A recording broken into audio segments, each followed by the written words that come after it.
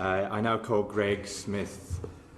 Thank you, Mr Mundell. It is a pleasure to serve under your chairmanship, and I congratulate my honourable friend, the member for Don Valley, for securing and opening this debate. I particularly wish to speak this evening on the petitions before us that relate to gyms and fitness.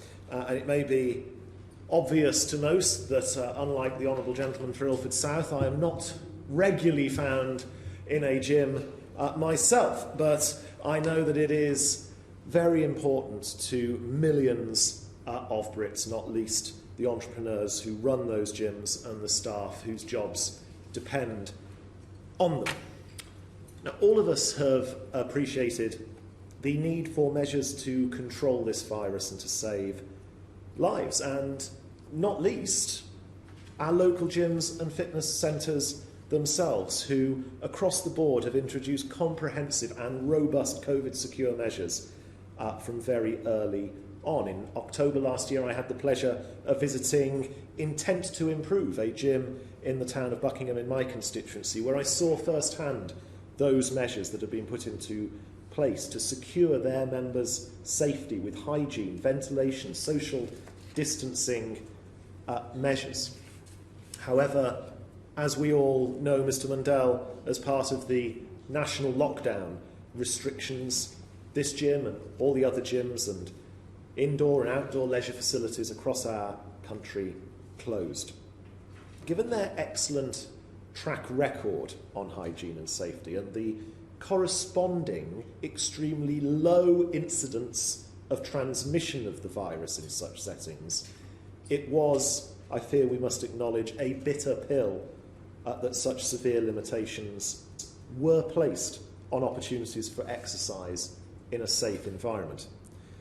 And I'm sure I will not be alone in this House in saying that the consequences for the physical and mental health of my constituents of these closures has been significant. Because it's never been more important for the nation to take responsibility for its own health and thereby protect our NHS. There is a clear correlation between COVID complications, hospitalisations, and the tragedy of losing life to the virus, and obesity-related conditions. Even more concerningly, Office for National Statistics data shows that suicides have increased by some 20% since the first lockdown.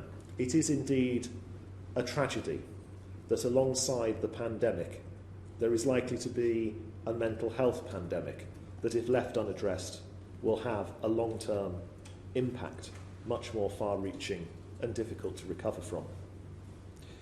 Now, it may once have been true that exercise was a leisure activity, but with COVID and the mental health crisis this country now faces, gyms and leisure centres have become a lifeline for many, many people, many of my own constituents who have written to me to make that point and who have equally signed the petitions we debate this evening.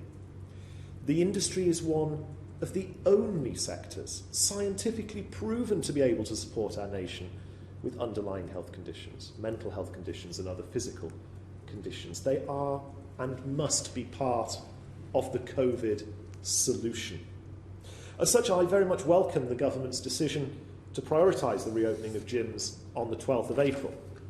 However, I have become increasingly concerned that fitness studios are not being classified in the same band as gyms. This has particularly impacted a small fitness studio in my constituency, the Energy Effect. I've had dozens of constituents contact me with their disappointment that this business will not be able to reopen on the 12th of April. Exercising together as a group brings immeasurable benefits to everyone: fun, laughter, friendship, and health.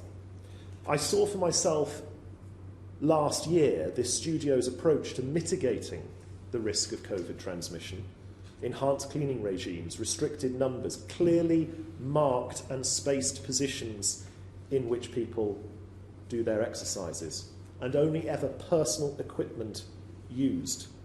Their model kept people as far apart and in a socially distanced, safe manner as any other regular gym. In the time it was operating in person, there was not one confirmed case of COVID transmission. The owner, Kirsty, has given everything to keep her clients going in these very dark times. Day in, day out, she has delivered online classes, 24 a week, to choose from. And keeping her business has undoubtedly been a lifesaver for so many of her customers, but an online future is sadly not a sustainable future for that business.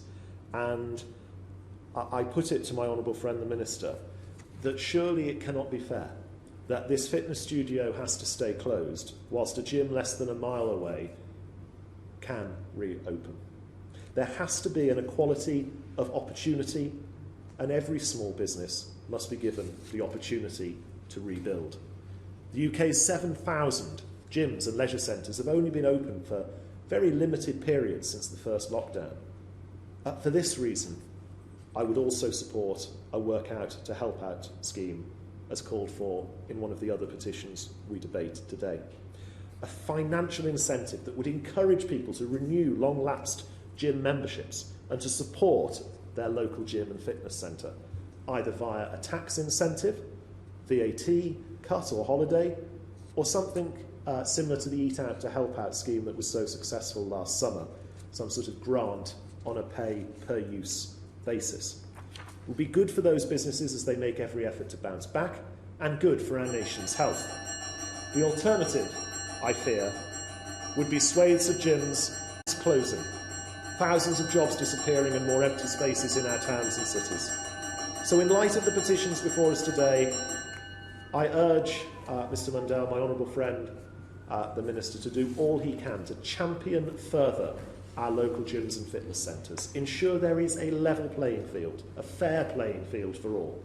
If we can get this right, it will undoubtedly save lives and livelihoods.